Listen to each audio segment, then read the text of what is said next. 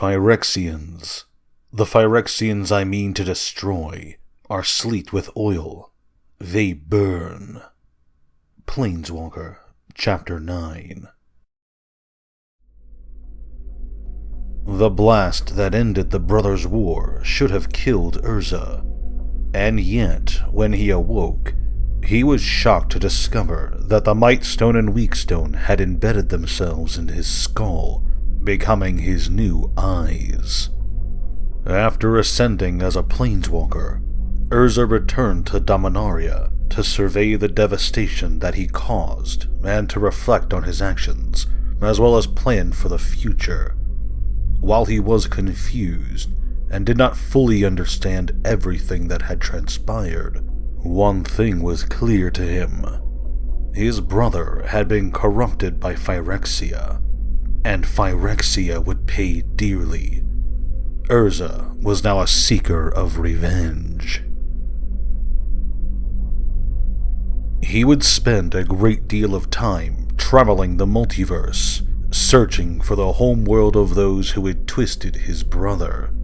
For many weeks, or maybe years, or maybe centuries, Urza would search in vain, all the while his hatred for his enemies growing.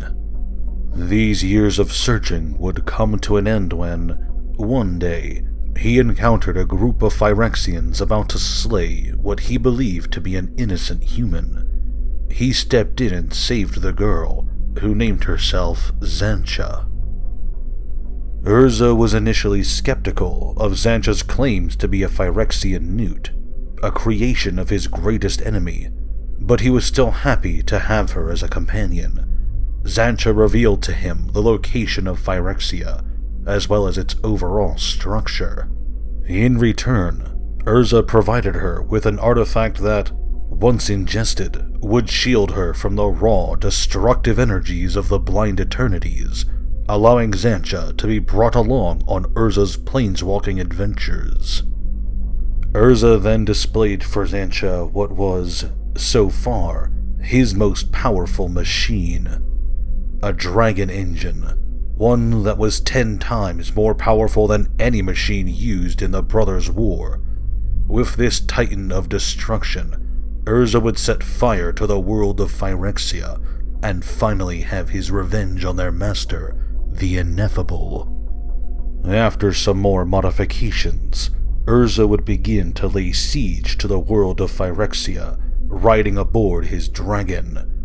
He would burn the upper layers of the world, engulfing countless demonic lives in dragonfire, and carve a path of destruction through the spheres. He did not nearly get far enough, however, when the Master of the World struck back. The ineffable Yawgmoth reached out and assailed Urza's already weakened mind. He struck at the Planeswalker like a hammer, shattering Urza's psyche and rendering him all but insane. With Xantcha in tow, the Planeswalker fled Phyrexia and would spend the next several years fleeing across the multiverse. Or was it days, perhaps? Or maybe it was 3,000 years. Though he had some desire to return to Phyrexia, to try again to destroy his hated foe, Urza knew now, even as his mind slipped away into madness, that he could only try again when victory was guaranteed. So he took Xantcha, and he fled across the countless stars of the multiverse. Urza and Xantcha would flee from one world to the next, settling down rarely. Whenever they sat on a plane for too long, Phyrexian Avengers would not be far behind, ambushing the pair. Urza was always able to defeat these abominations, these metal monstrosities, but the attacks kept coming nonetheless. Phyrexians were calculating creatures, and tended to perform actions efficiently. As a result, their imaginations were poor. As such, it would take them many, many years to try a tactic other than simply attacking Urza. After some time, finally, it occurred to them to attack his companion, the much less powerful Xantcha.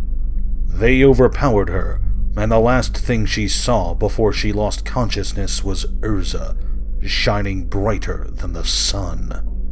When Xantcha awoke, she was in an unfamiliar place, on an unfamiliar world.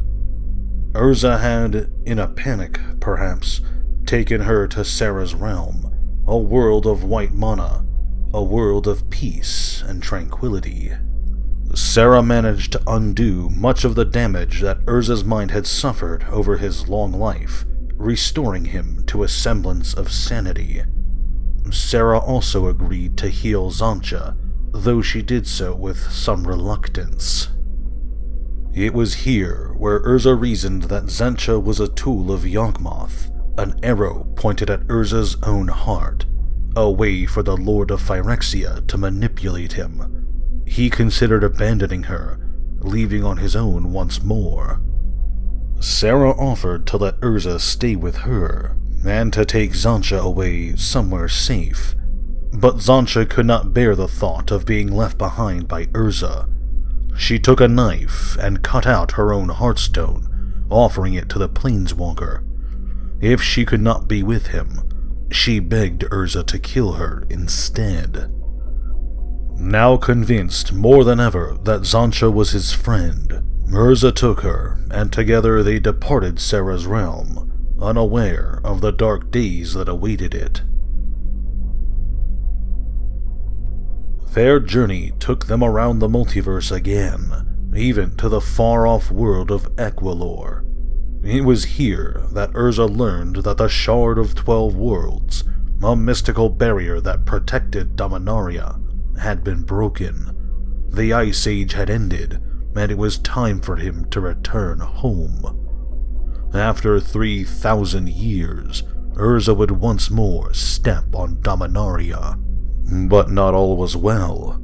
Though Sarah undid much of the damage to his mind, Urza was still racked with guilt over the death of his brother and the war they had waged. He sought to undo the mistakes of the past, to bring Mishra back, to talk with his brother again. He would tinker with artifice, with resurrection, and even considered experimenting with time travel. Just as he had done with Phyrexia, Urza fell into obsession, and Xantcha, his friend, couldn't bear the sight again. She departed for a time, traveling away from Urza's side in search of a cure for his madness. That cure, she reasoned, resided in his past. Learning what she could of Urza's history was not easy, but Xantcha did not rest in her efforts. Eventually, she had the information she required. Xantcha would purchase a slave named Ratip, who closely resembled the Mishra of Urza's youth. Her goal with him was simple. Ratip, Rat for short, would pretend to be Mishra, and he was very good at it. Urza was absolutely shocked to see his brother again, but he took to conversing with Mishra with joy. The two spent a great deal of time together, with Rat playing it by ear, giving Urza responses he wanted to hear whenever he wanted. For a time, all was well. Urza was not cured of his madness this way, not really, but he was content in the simple conversations he had with his brother. And for Rat and Xantcha, the two grew close, even in love with one another. The days went by peacefully, but not all things last forever. Xantcha would discover Phyrexian sleeper agents on Dominaria, and Urza was quick to retaliate against them. Initially, he created artifacts, small spiders that emitted a noise which was deafening to sleeper agents, but this was not enough. Eventually, the three of them discovered the source of these agents. The demon Gix had returned to Dominaria. Urza, Xantcha, and Rat would track the Phyrexian Praetor down to the caves of Koilos, the location of the planar portal, the location where Urza and Mishra had first acquired their stones over 3,000 years prior. Here, Urza and Gix became locked in conflict, seemingly evenly matched. But Gix was a cunning monster who sought to use a rift in time to pull Urza's eyes, the Mightstone and Weakstone, out of his body and away into time. Knowing what they had to do, Zansha and Rat intervened. They flung themselves together, between Gix and the stones, into the vortex. The Phyrexian demon howled and raged, but in that moment, all three of them were obliterated in a terrible fireball. Sitting there, in the cave where his story began all those years ago, Urza was alone once again. No, not truly alone. He clutched Zansha's heartstone, the only keepsake she left behind, and departed the caves. He would continue to experiment with time travel. He would search for new ways to combat Phyrexia. Urza's true war had only just begun.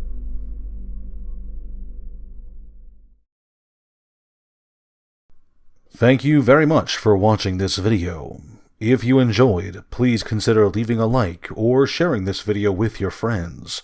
If you subscribe to my channel and hit the notification bell, you'll be alerted whenever I upload new videos.